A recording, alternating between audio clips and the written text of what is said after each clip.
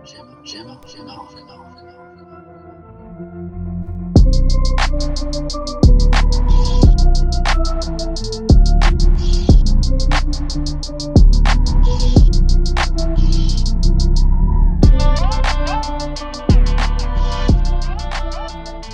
everybody, this is Jim, and that is Marcos. He's my friend. I'm an educator. I'm a writer. Marcos is a musician. I draw a lot of inspiration from his work, and I hope that he draws a lot of, at the very least, amusement from my work. And what we want to do today is share a short story that I wrote. This is the first short story that that I published, and it was published in 2012 in the Y Files, which is not a big online magazine. And I wrote the first draft, I think, in 2009, and I read it in front of my undergrad creative writing class called The American Voice at Fordham U, and it had a interesting reaction. So what I want to say first is, I wrote this a long time ago. It's funny, right? It's supposed to be funny, but it's a little bit dark humor, and I'm sure there are things there that are not like politically correct or whatever. That was my sense of humor. Like I like Chris Rock. I like Dave Chappelle, and while I think it's valid, to critique maybe some things, some sensitivities that they might not display or whatever. I think, and also I want to say that should I write it today, right, I would write it a little bit differently. And if it's funny to you, then that's awesome. If it's not, I'm sorry. Wasn't trying to be mean, but here we go. So what I'm going to do is I'm going to share it. And the reason I'm going to share it is because I want people to be able to see the words. I will be posting this as a podcast on my podcast host. And this is the story. If you are looking at it right now, it's about 2,000 words. Right, but a lot of that are notes, actually. And this is an interesting story because there are a lot of notes in the story that it sort of explain the notes. And I want to talk about the notes, but I think I want to talk about the notes afterward. So when I say notes, I mean footnotes, explaining some references to theoretical physics that I was obsessed with as a kid, but popular theoretical physics, like I wasn't a physics major, but like Michio Kaku and the people on TV talking about science. And I thought that was really cool. And so the story is called Tim and the Parallel Worlds. Originally published as Jim and the Parallel Worlds, this is called Tim and the Parallel Worlds. I changed it from Jim to Tim. I think there's a pun here on time, and I call myself Jim, so it's a little bit confusing for some. Tim and the Parallel Worlds. Tim suddenly found himself in a parallel world. Tim knew that was the case because he had noticed how the things around him had changed from how they had been before, when he had gone to sleep. A sure sign that something was up. This was not a new circumstance for Tim, having found himself in many a parallel world before. Tim's mother would often warn the boy about this sort of thing. "Watch where you're going, Timmy," she would shout. Tim never listened, though. But this space-time was different. Tim was fed up and determined never to allow himself to get so lost ever again. Tim was going to keep his eyes open from now on, forever. Suddenly, Tim saw his grandfather. Tim's grandfather looked a lot younger than when Tim had last seen him. Something was up, Tim knew. An urge then fell upon Tim, not of malice, but of a scientific kind of curiosity, to kill his grandfather. Reaching into his pocket, Tim discovered a gun. He tried to use it to shoot his grandfather. Unfortunately, it didn't work. The gun had misfired. Evidently, something was stopping Tim. Tim felt as if he had lost something from within. Confused, Tim lost interest. Tim decided, or so it would seem, to sit down for a while. And, despite his better judgment, Tim closed his eyes. Sure enough, Tim fell fast asleep. When Tim later woke up, everything had changed again. Suddenly, Tim saw his grandfather. This is what the French refer to as déjà vu. Tim didn't know that, though, not having taken any French. Recognizing the significance of the moment, Tim pulled out his gun and aimed. Though some may find it disturbing that a kid like Tim should be carrying a gun, remember the old adage, better safe than sorry. Fortunately, Tim shot his grandfather, who died instantly and didn't suffer, so don't worry. Tim then felt the world change. Tim felt as if he had gained something from within. Feeling free, Tim kept on walking. As luck would have it, Tim stepped into a hole. Tim didn't know it was there, of course, because holes are invisible. Falling all the way in, Tim didn't even bother to struggle, knowing, pessimistically, that he was already beyond the point of no return. Coming out the other end, Tim was now somewhere, or somewhen, else. Suddenly, Tim saw his mom. Tim's mom looked a lot younger than when Tim had last seen her.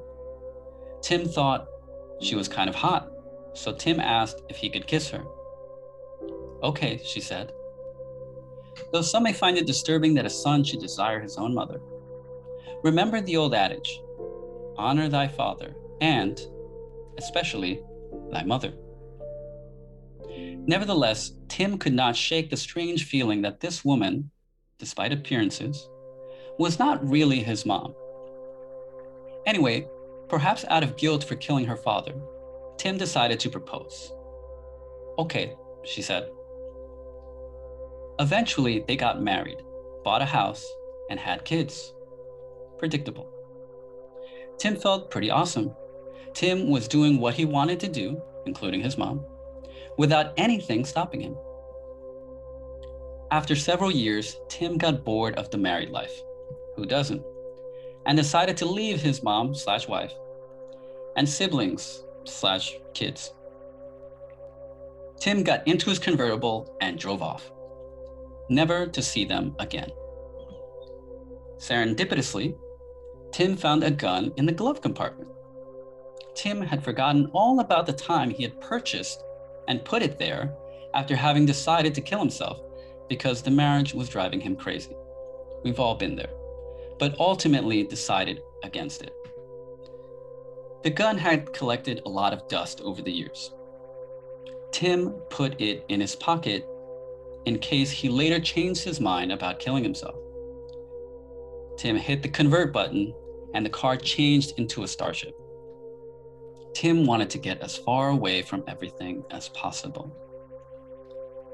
Tim was traveling really fast in space, but no matter how fast he went, whenever Tim looked out of the window, there was always a beam of light passing him by.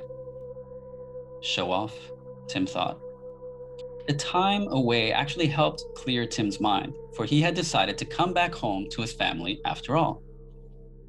However, when Tim returned back to the Earth, 1,000,000 years had passed. Intelligent machines now ruled the world and there were no humans left. Tim looked at his watch. Tim was only gone for a few hours. Tim was pretty bummed out. Tim needed people in order to determine how good to feel about himself. Eventually, Tim learned that the intelligent machines had built a time machine. Predictable. The time machine essentially was an immensely spinning cylinder in space. So Tim got back into his convertible and orbited it until he got dizzy and passed out. Later, or before, when he came to, Tim realized that the time machine wasn't there anymore. Frustrated, Tim decided to head back to complain and tell the intelligent machines that their time machine didn't work. When Tim got back, though, there were no intelligent machines to be found. Predictable, Tim thought. Then Tim saw people again, many of whom Tim knew he was better than. Tim was pretty stoked. Tim decides to live his life in this here now and change the world. Tim still receives letters from his mom/wife and kids/siblings on occasion, but Tim doesn't write back. Tim was already paying child support and felt that that was enough. Besides, the whole situation had become awkward all of a sudden. This time around, Tim ended up marrying a robot girl, though he didn't know she was a robot at the time. What don't women lie about? Thanks to breakthroughs in nanotechnology and medicine, Tim is able to live forever. Eventually, the end of the world will come. Predictable. It will get very dark and very cold. The cyborgs of the future will decide to build a giant machine. The machine will use powerful lasers to focus all their beams on a single point of space-time. It will get very hot. This will naturally make Tim very sleepy. And though he knows much better, Tim will take a nap. A window will be opened. And when he wakes up, Tim will find himself in a parallel world. I don't know if you want me to stay on the story because there are a lot of footnotes there, and there's a lot of references to different things. So I might have to keep sharing, but I'll shut up so that you can sort of respond. Well, I think a reader might want to continue on to the footnotes right away. I laugh, man, and it's the genre seems pretty clear here. I might have understood this less if I hadn't recently seen Hitchhiker's Guide to the Galaxy. There you go. Actually, I think I did understand this less the first time I read it because I've only seen that movie for the first time recently. There you go. And I also could get that he's going to parallel worlds, but he's also in a very constricted masculine psychology. And so the narrative, I think, sort of turns that up to 11, which is actually challenging at least challenging the reader to, like, I laugh and then one good thing that satirical humor can do is you laugh and then you have to think, how do I feel about that I laughed about that, and yeah, it was all working. So like the grandfather or father figure being killed and the mother fantasy, those are pretty directly from Freud's idea of, right, the subconscious, but seeing them actually acted out, it was funny, definitely, in the way the way the narration lays it out. especially because there's it's kind of a generally dry voice, and then but also the structures are like the rhythm to it makes it clear. Mm. Okay, so there are references in there, and there was one reference that that explains the mother thing. That's not actually Freud, but is one of my favorite movies of all time, Back to the Future. So, so, so it's like a, it's a time, it's a parallel worlds, time travel, time paradox story. Um, I mean, Freud is interesting, and certainly, I thought of Freud, uh, but I was mostly, I'm not that deep. So I was talking about Back to the Future, um, and I was also referencing time travel paradoxes. So if you want to respond real quick, sure, but I do have a question. Um, have you heard of the grandfather paradox? Well, I should probably still explain what that is, though, even if you have. Sure. Or well, do you want to go into the notes now? Okay, that's not a bad idea. There are notes. I kind of don't want to read all of them because I could sort of explain them, but Well, but I mean, the notes are a part of the composition, aren't they? yes, and I welcome people to read them. Okay. I will share a link for people to read them. I kind of, in my mind, I was imagining people reading them maybe later if they're curious, if they want to know more about these sorts of things. Uh, but yeah, I'll sort of look through some of these notes. How many notes? They're kind of a lot. It's similar to the length of the thing. Let me talk quickly about the origin of the notes. How many notes? 25.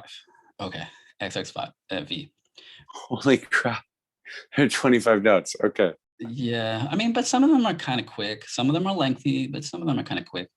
Um, so I was a big like sci-fi kind of nerd, watching all the specials, like the universe, and you know, and reading going into the bookstore and getting the Michio Kaku books. Um, the most important thing to understand about the references here is it's time travel and it's talking about time travel paradox. Um, Let me talk about very quickly the origin of the notes. So I first showed this to one of our coworkers, former coworkers, Betty. And she's like, and I was explaining the story, and she was like, this is really interesting. Why don't you write notes? Because, like I didn't know any of this stuff, and it makes the story more interesting because I just thought it was like this silly story. Um, that's why I wrote the notes. But they are, that was kind of a little bit of a debate when I first showed this in 2009 or so at Fordham in my creative writing class. It was like some people felt it was taking away from the story. So, anyways, I made them endnotes. They were originally footnotes. Um, I think it's probably better to read them like one sentence and then you look up the note, you read the next sentence, you look up the next note. That's how I read it. You can also read the notes afterward.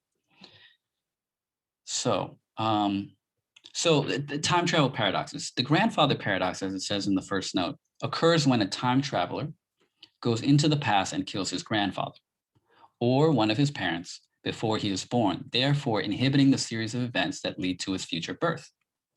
However, the question then becomes, and this is why it's a paradox, if the time traveler is never born because his grandfather was killed, and therefore his grandfather didn't have his father, and his father didn't have him. If he was never born, how could he have traveled into the past in the first place to kill his grandfather? Right? That's the grandfather paradox. That's the nexus of the paradox. What do you think, Marcos? Does that sound paradoxical to you, or? Yeah, that's great. I'd love to experience a version of this that takes the narrative approach of Hitchhiker's Guide. You know, where there's a story, and there's a document, right? That's interspersed, with the story. I think I would have, if that came up like after the first paragraph, you know, different font or whatever, I think I would have found the first paragraph enriched. I think it actually reinforces the genre, right? Because it's like your what's going on isn't just like satirical, it's also impossible, right? Or paradoxical, at least, you know? I think mostly at this point in my life, I was a big Vonnegut freaking fanboy, Kurt Vonnegut. And, I had read Slaughterhouse-Five, and, I would go on to read many other books of his, but I think I was biting really hard off of his style, and I mimicked him hard early on.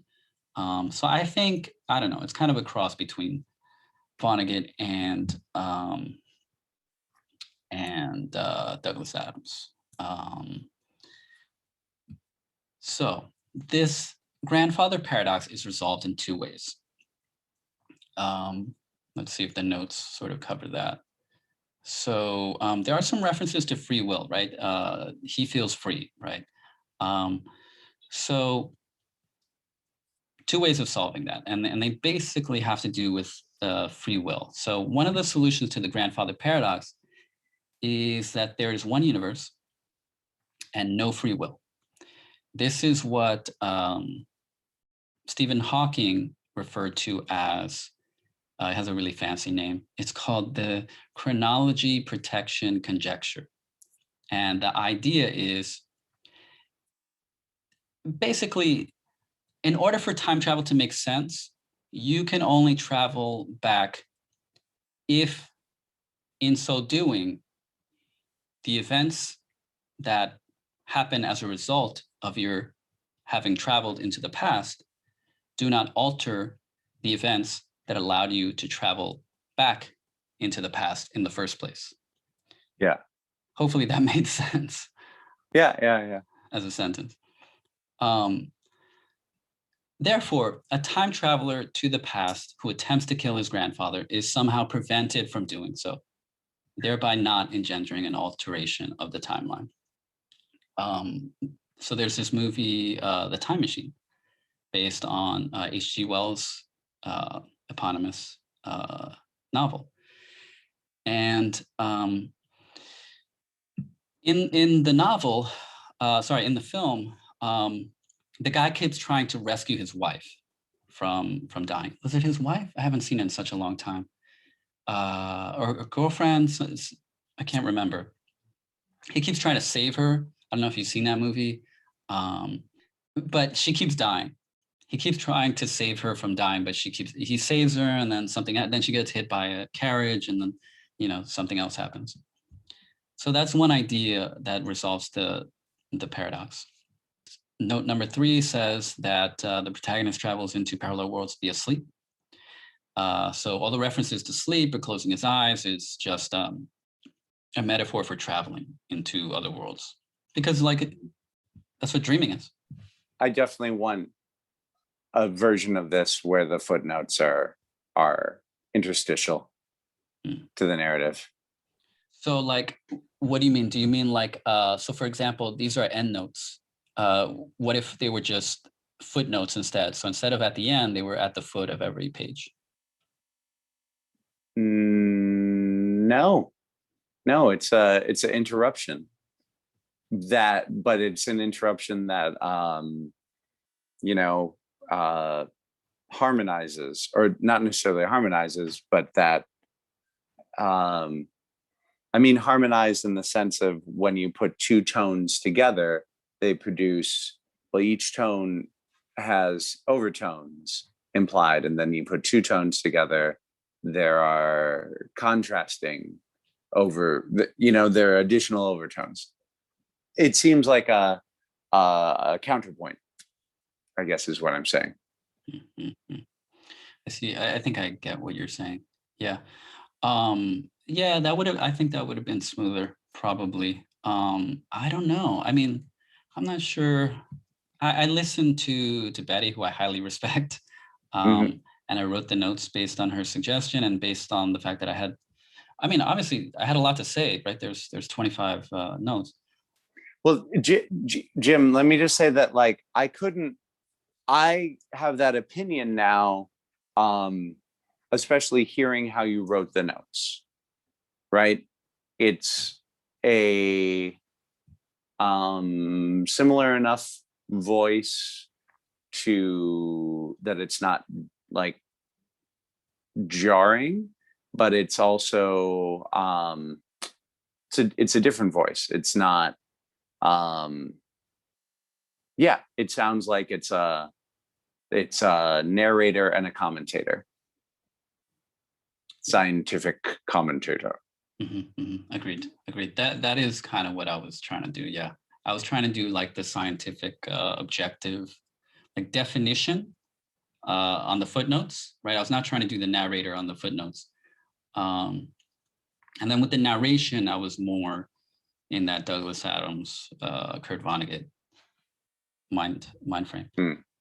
Um, Well, and if you have two voices, it's also, that could be another play on the parallel theme. Booyah. Yeah, that's interesting. And then the other thing that I wanted to say was the other solution, right? The which is the idea that I believe, and it is a belief system because I don't, you know, uh, nobody knows, right? But people can argue that the math and the science points in this direction. Mm. So the other solution to the grandfather paradox is that there is a virtually endless number of universes in existence, known as the multiverse. The idea is like you either have a multiverse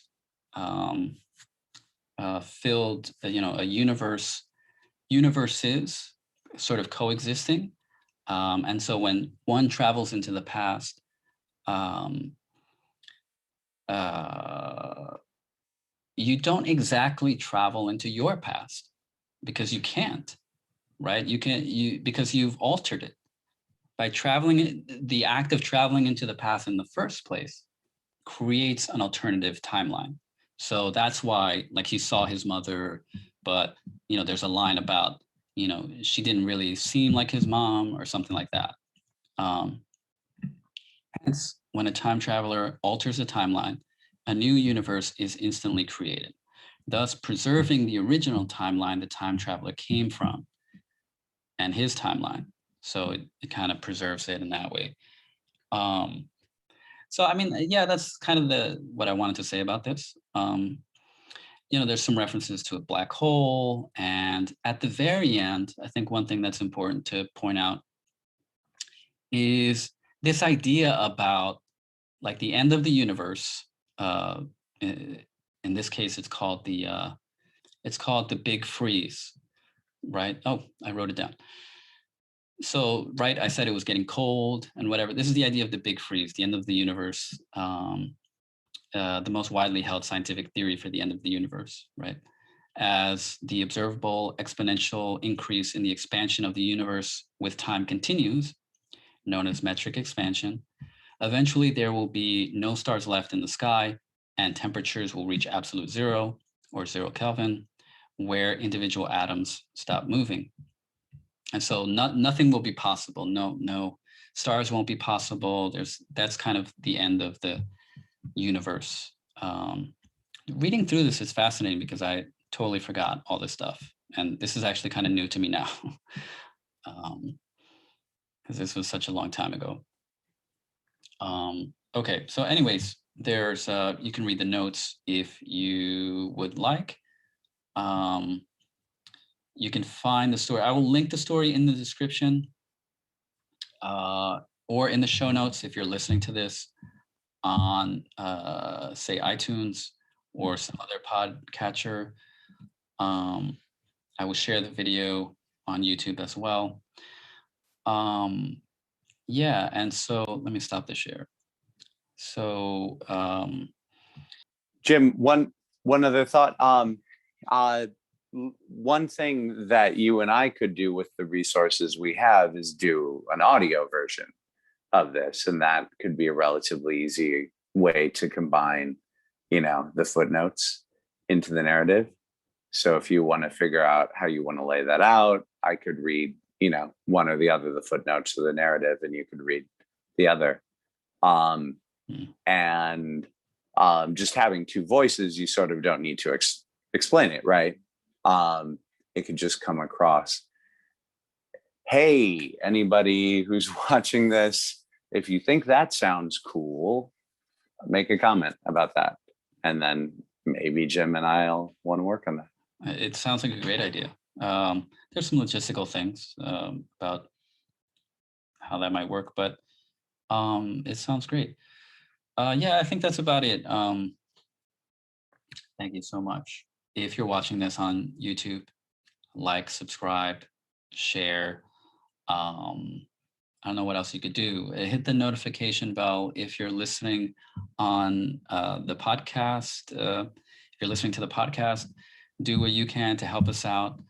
And that is greatly appreciated. Peace out, everybody. Bye. Thanks for sharing. Make the path by walking. alAndar, or as I like to say, alAndar.